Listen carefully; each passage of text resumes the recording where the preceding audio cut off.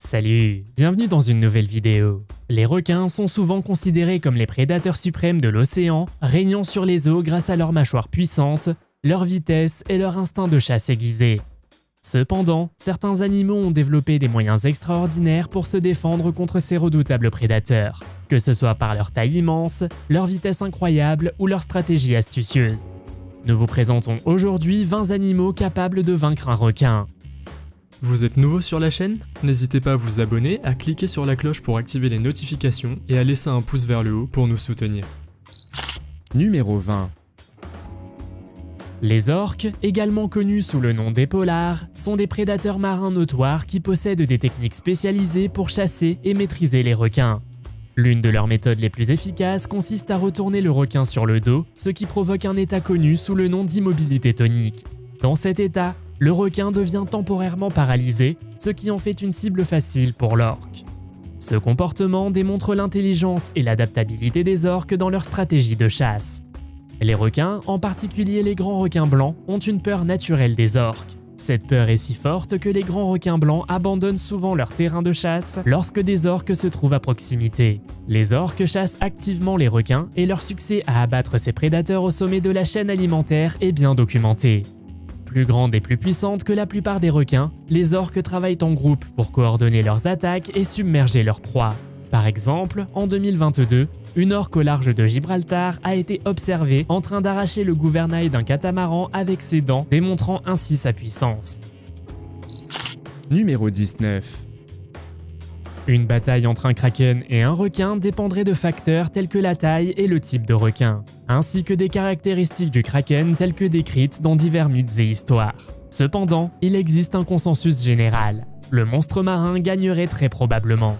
Le kraken est souvent représenté comme une créature marine massive capable d'enrouler ses tentacules autour des navires et de les entraîner sous l'eau. Sa taille et sa force immense lui confèrent un avantage considérable sur la plupart des requins, qui sont généralement beaucoup plus petits.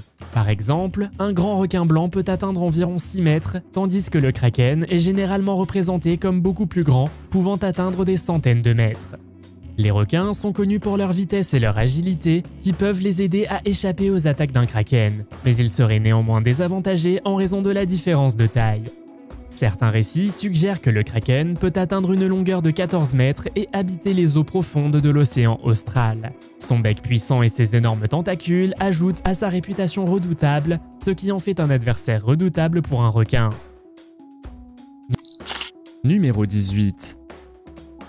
La question de savoir si un crocodile marin pourrait vaincre un requin est intrigante et dépend de facteurs tels que la taille, la force et l'habitat. Les grands requins blancs sont généralement plus gros, plus forts et plus rapides que les crocodiles marins en eau profonde. Cependant, les crocodiles marins, qui peuvent atteindre une longueur d'environ 7 mètres, sont très adaptés aux tactiques d'embuscade et possèdent des mâchoires extrêmement puissantes capables de broyer les eaux. Les crocodiles marins attaquent souvent par en dessous, et si un crocodile parvient à surprendre un requin, il peut prendre le dessus. La peau épaisse du crocodile offre une protection importante contre les dents du requin qui sont conçues davantage pour trancher que pour écraser.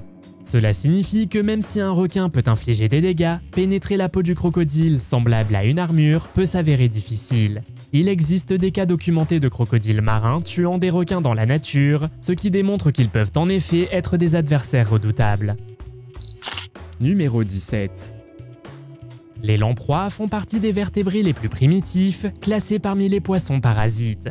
Originaires du nord et de l'ouest de l'océan Atlantique, elles sont connues pour leur méthode d'alimentation unique, se fixant à d'autres poissons et se nourrissant de leur sang et de leur fluide corporel. On a observé des lamproies s'attachant à diverses espèces de requins, notamment les requins pèlerins. Ce comportement parasitaire est remarquable car les lamproies s'accrochent à la peau du requin avec leur bouche en forme de ventouse. Ces interactions sont bien documentées et montrent que les lamproies peuvent cibler efficacement des créatures marines de plus grande taille qui n'ont pas de mécanisme de défense contre elles. Dans les écosystèmes marins, les lamproies peuvent avoir des impacts écologiques importants. En tant qu'espèce envahissante, en particulier dans les grands lacs, elles sont connues pour nuire aux populations de poissons. Leur nature parasitaire peut affaiblir leurs hôtes, les rendant plus vulnérables aux maladies et moins capables de se reproduire. Numéro 16. Le grand requin blanc est un prédateur océanique impressionnant, pesant jusqu'à 1100 kg, soit bien plus qu'un ours polaire. Cependant, l'ours polaire est l'un des chasseurs les plus acharnés de la nature. Avec un requin, il y a un certain degré de négociation, mais avec un ours polaire, c'est fini. Les ours polaires sont des prédateurs de premier plan dans leur environnement arctique. Ils sont incroyablement forts et agiles sur Terre, ainsi que d'excellents nageurs. Ils sont connus pour leur capacité de résolution de problèmes et leur adaptabilité, qui peuvent jouer un rôle crucial en cas de confrontation. Dans les eaux peu profondes, un ours polaire peut se tenir debout sur ses pattes arrière, tirant parti de sa force et de son poids.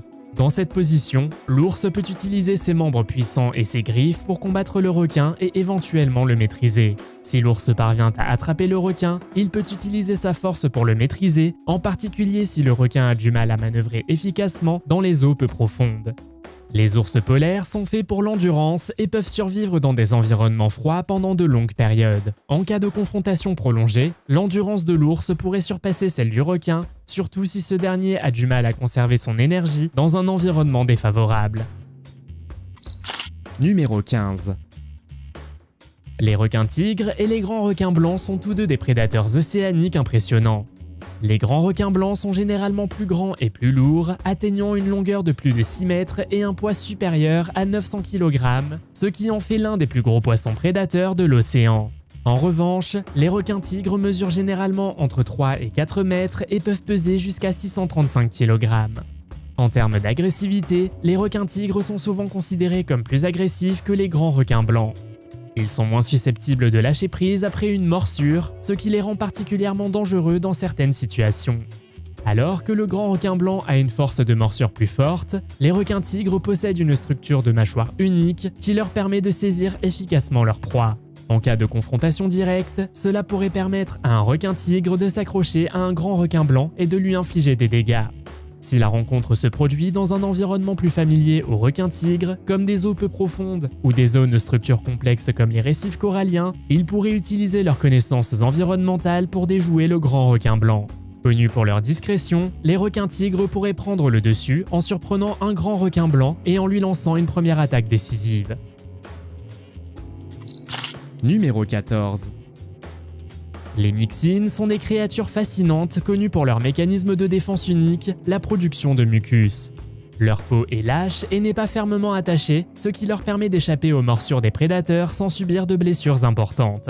En cas de menace, la myxine peut produire une quantité massive de mucus qui se dilate jusqu'à 10 000 fois son volume initial en une fraction de seconde. Ce mucus est non seulement extrêmement glissant, mais possède également une texture unique, ce qui le rend 100 000 fois plus doux que la gelée. Si un requin tente de mordre une myxine, la bave recouvre rapidement la bouche et les branchies du requin, les obstruant et pouvant provoquer un étouffement. Cela force le prédateur à battre en retraite, faisant de la myxine un défenseur extraordinaire, même contre les plus grands prédateurs de l'océan. Numéro 13. Les tortues luttes sont les plus grandes tortues marines, atteignant une longueur de 2 mètres et un poids de 900 kg. Leur carapace unique et coriace les distingue des autres tortues à carapace dure. Les requins, en particulier les requins tigres, peuvent s'attaquer aux tortues luttes, mais ces tortues ont fait preuve d'une défense remarquable. Des vidéos ont montré des tortues plus petites déjouer les plans des requins tigres et même s'en sortir indemnes, mettant en évidence leur agilité et leur tactique défensive. Lorsqu'elles se sentent menacées, les tortues luttes utilisent leur vitesse et leur maniabilité pour échapper aux attaques. Leur grande taille et leur carapace épaisse en font également des cibles moins attrayantes pour de nombreux prédateurs. Ces caractéristiques leur permettent de survivre aux rencontres avec certains des chasseurs les plus redoutables de l'océan. Numéro 12. Les dauphins sont des mammifères marins intelligents et coordonnés, capables de lancer des attaques contre les requins. Ils utilisent souvent leur vitesse et leur agilité pour frapper des zones vulnérables comme le ventre d'un requin. Pour cela, ils nagent vers le haut et percutent le requin avec leur museau puissant, ce qui peut potentiellement blesser ou effrayer le prédateur. Les dauphins se déplacent généralement en groupe, ce qui leur donne un avantage considérable sur les requins. Lorsqu'ils se sentent menacés, ils se regroupent pour se défendre, intimidant souvent les requins en les encerclant. Leur crâne épais peut supporter une force immense, ce qui leur permet de porter des coups puissants aux requins, en particulier lorsqu'ils ciblent des zones sensibles. Le comportement coopératif et les tactiques stratégiques des dauphins les rendent efficaces pour dissuader, voire vaincre les requins. Numéro 11. Même s'il peut sembler improbable qu'un grand barracuda puisse vaincre un requin, il existe des scénarios où il pourrait l'emporter. Connus pour leur furtivité et leur rapidité, les barracudas peuvent atteindre une vitesse de 58 km/h et sont experts dans les techniques d'embuscade.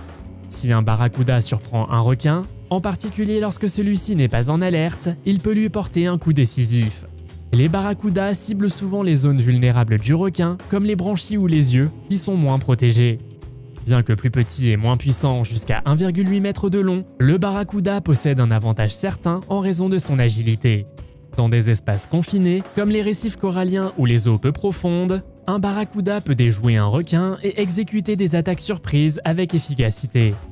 Les requins qui ne chassent pas activement peuvent adopter un comportement prudent, ce qui permet aux barracudas de tester leur réaction en se précipitant vers l'intérieur et vers l'extérieur.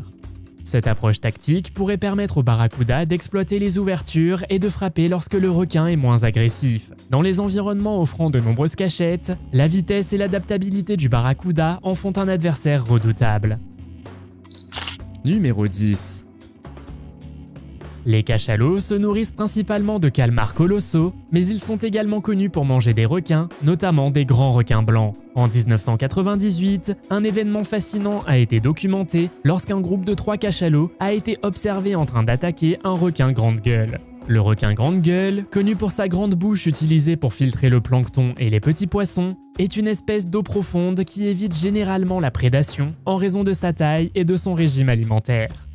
Malgré sa longueur impressionnante jusqu'à 5,5 mètres, le requin grande gueule est nettement plus petit qu'un cachalot. Les cachalots mâles, qui font partie des plus grands mammifères marins, peuvent mesurer jusqu'à 20,5 mètres de long et peser jusqu'à 57 000 kg. Grâce à l'écholocation et à leur capacité de plonger en profondeur, les cachalots localisent et chassent efficacement leur proie. Bien que les grands requins blancs soient des redoutables prédateurs, ils ne ciblent généralement pas les baleines massives comme les cachalots, en particulier compte tenu de la taille et de la force des baleines. Numéro 9. Le Magna Pinna est une créature des profondeurs marines dotée d'adaptations uniques qui lui permettent de survivre et d'échapper aux prédateurs, y compris les requins.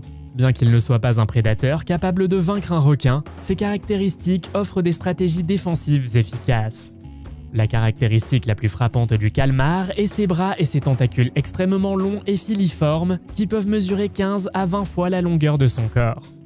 Ses appendices sont maintenus à angle droit par rapport à son corps, créant l'apparence de fils flottant dans l'eau. Cette configuration peut dérouter un requin, ce qui rend difficile la localisation et la visée du corps principal du calmar. Comme de nombreux céphalopodes, le Magna Pinna utilise probablement le camouflage pour se fondre dans son environnement sombre et trouble. Ses yeux sont adaptés pour voir dans l'obscurité presque totale, ce qui l'aide à rester vigilant face aux menaces potentielles.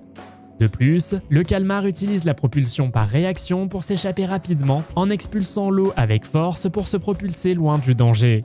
Il est intéressant de noter que les longs bras et tentacules du calmar sont fragiles et peuvent se briser. Cette vulnérabilité peut être un avantage, car le calmar peut sacrifier un membre pour distraire ou retarder un prédateur comme un requin, lui permettant ainsi de s'échapper. Numéro 8. Les phoques sont de puissants nageurs au corps profilé, conçus pour la vitesse et l'agilité dans l'eau. Ils peuvent atteindre des vitesses de pointe allant jusqu'à 40 à 50 km/h, ce qui leur permet de déjouer les requins.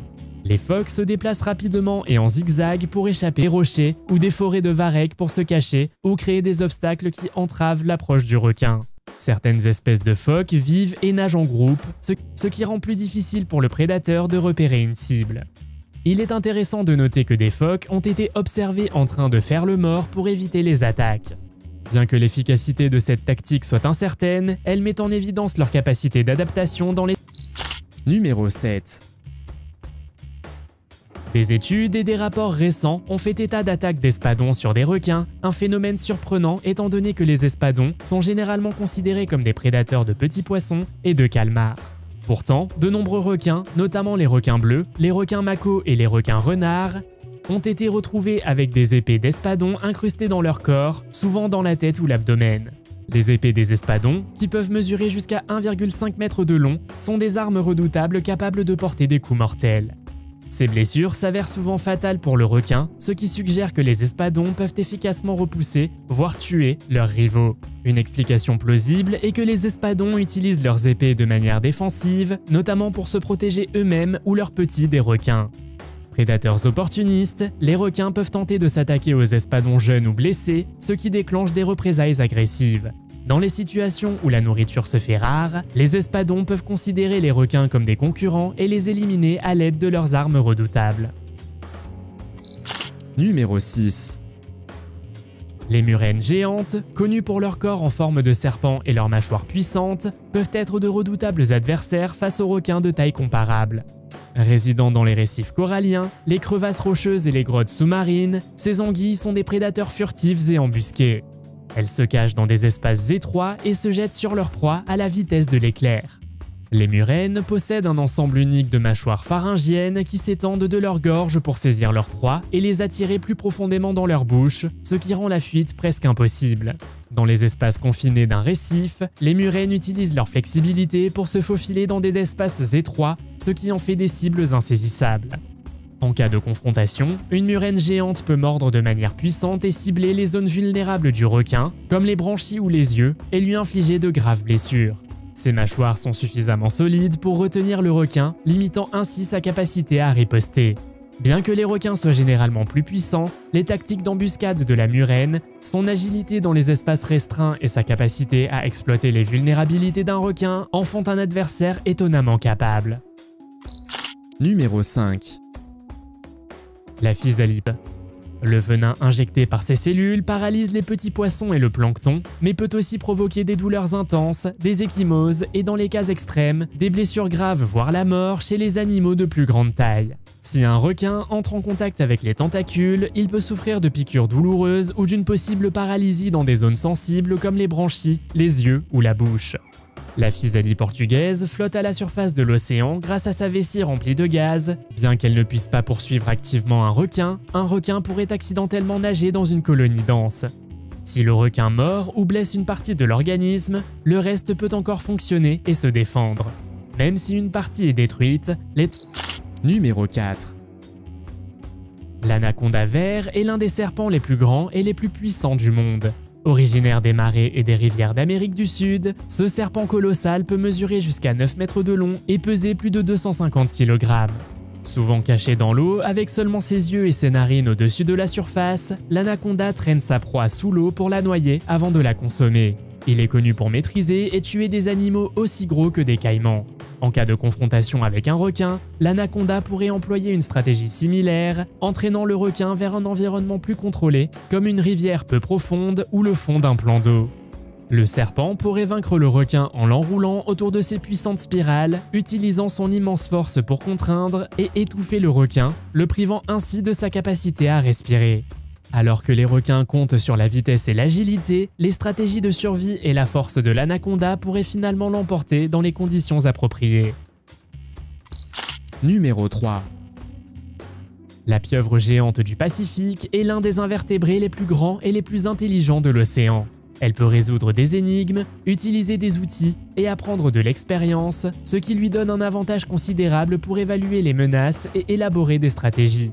Dotée de 8 bras puissants doublés de centaines de ventouses puissantes, la pieuvre peut s'enrouler autour d'un requin et saisir des zones sensibles comme les branchies ou la bouche, limitant ainsi la capacité du requin à respirer.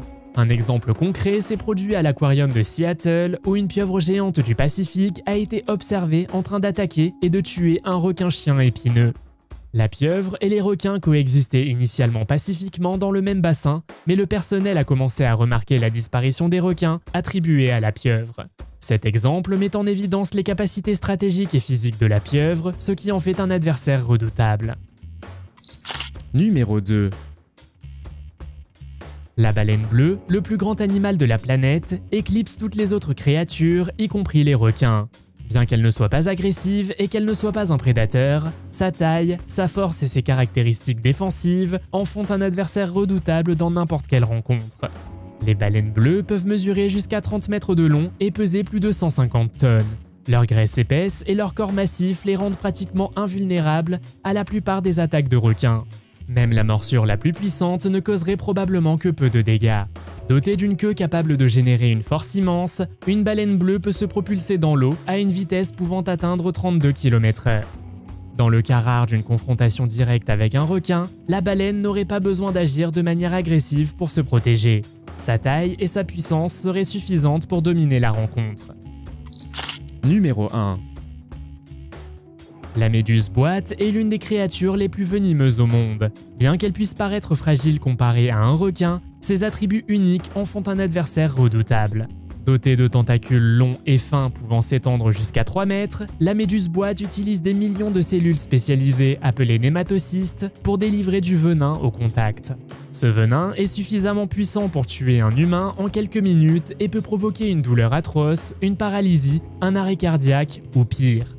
Si un requin nage dans les tentacules de la méduse, il peut subir plusieurs piqûres simultanément. Les effets cumulés du venin peuvent entraîner une désorientation, des spasmes musculaires et une paralysie temporaire, ce qui donne à la méduse le temps de s'échapper ou de causer d'autres dommages. Contrairement à de nombreuses méduses qui dérivent passivement au gré des courants océaniques, la méduse boîte est une nageuse active, capable de se propulser à une vitesse allant jusqu'à 7,4 km/h en contractant sa cloche.